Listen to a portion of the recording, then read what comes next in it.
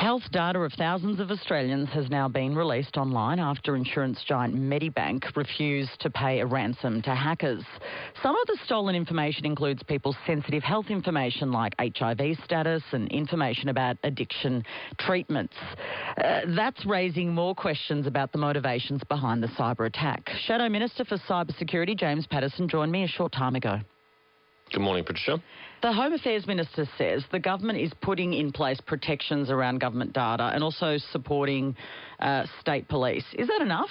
I welcome that. That's very appropriate and very important. And my number one focus today is Medibank customers who will be very distressed by the news that their data appears to be leaked on the web by the hackers. They've made good on their threat, unfortunately, and this is the worst case scenario. It's important the government does that. There are other things the government will need to contemplate in the coming days and weeks. For example, as we saw in the Optus case, where the government issued identification, like Medicare numbers need to be reissued. If that's the case, that should be done free and it should be done promptly. A privacy amendment increasing the penalties could see a company paying around $50 million for serious or repeated privacy breaches.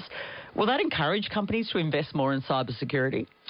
I think that, in conjunction with just having seen through what Optus and Medibank have been through, will be encouraging any company to take this seriously. If after Optus and Medibank they're not taking it seriously, they need their heads read. There are other reforms I think the Parliament also needs to contemplate.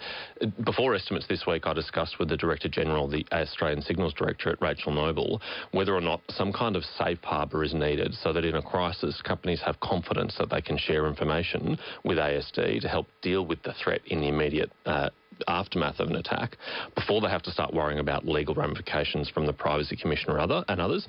And Rachel Noble was very supportive of that idea. It's an idea that's been put to me by industry because they say they are anxious that their companies will think twice about whether they should cooperate to defeat the threat because they're worried about those legal ramifications and those fines. And if that is the case, that's very unproductive and it will stall an effective response to these crises. It's understood Russian-linked criminals are behind some of this Medibank hack. Is the dynamic between individual or independent criminals and state actors changing? Are we seeing more state-based interference? It's not yet confirmed that it is Russian hackers, but I wouldn't be surprised if it turned out to be the case. It certainly has some indications and hallmarks of a Russian-based ransomware gang. It does appear on the face of it to be criminal in nature at this time, but it is certainly true that there is a convergence between online criminals and nation-states. It's been revealed in previous attacks, for example, the Microsoft Exchange compromise in recent years, that China state-backed entities were involved in that hack and in propagating the vulnerabilities and making that a far worse attack on the world. And our government, along with other governments, has attributed that to Chinese-based actors, which is an important part of calling out this malign behaviour online. As the number of cyber attacks increase, I don't think I have to convince anyone, you just look at it's the rolling headlines every day. What should we be doing to ward off state actors and prevent foreign interference? Look, as you say, it's self-evident, but it is also backed by data. The Australian Cybersecurity Centre put out a report on Friday which showed that in empirical terms. There's many things that we need to be doing. I think the most important is we have to demonstrate that there's a cost for this activity. So one thing which we have done in the past is to attribute it because a lot of nation-states are uncomfortable being called out on it, China included in that.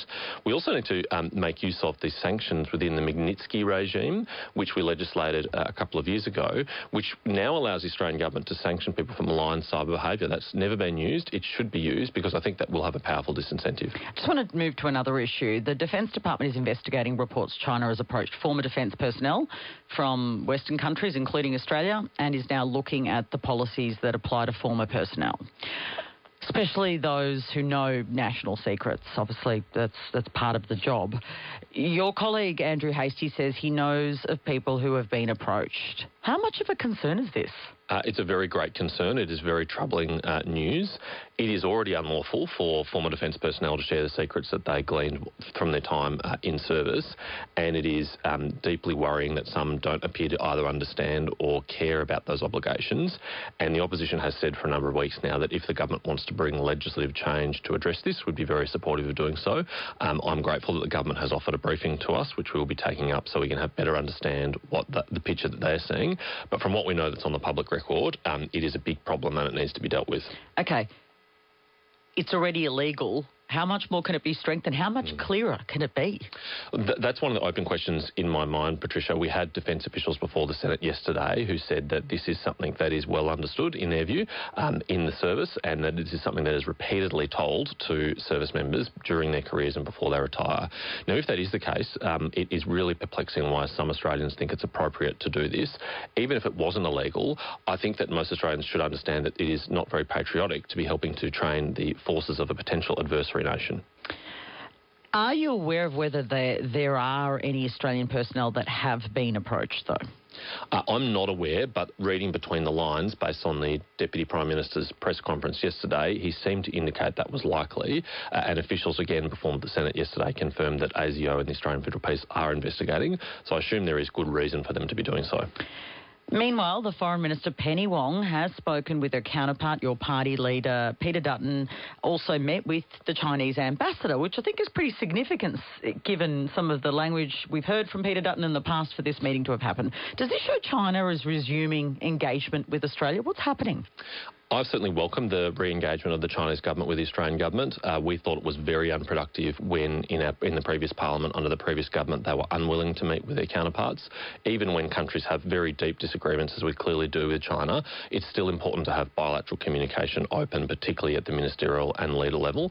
So if it's the case that Anthony Albanese secures a meeting with President Xi in the coming weeks, that would also be welcome.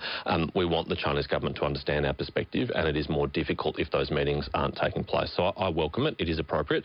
It's also critical that it doesn't come at the expense of any Australian policies. And so far, it seems very clear that this government intends to uphold the policies of the previous government, and that's also welcome. Okay, what do you know of this meeting that Peter Dutton had with the Chinese ambassador, and why did it happen? Well, Peter Dutton has always been willing to meet with his counterparts when he was in government, and I'm not surprised he's also willing to meet with the ambassador here, given that the request for the meeting was made. I understand it was a respectful but robust exchange, and that many issues in the bilateral relationship, including human rights issues, trade sanctions and national security concerns, were discussed, and that's appropriate, and I'm glad that Peter had the opportunity to voice those concerns directly to the Chinese government. For the meeting with President Xi to be successful, if it does go ahead, what do you think Anthony Albanese needs to do?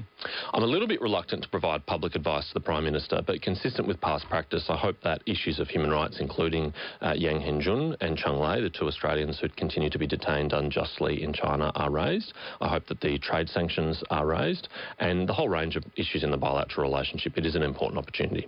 Thanks so much for joining us. Thank you, Patricia.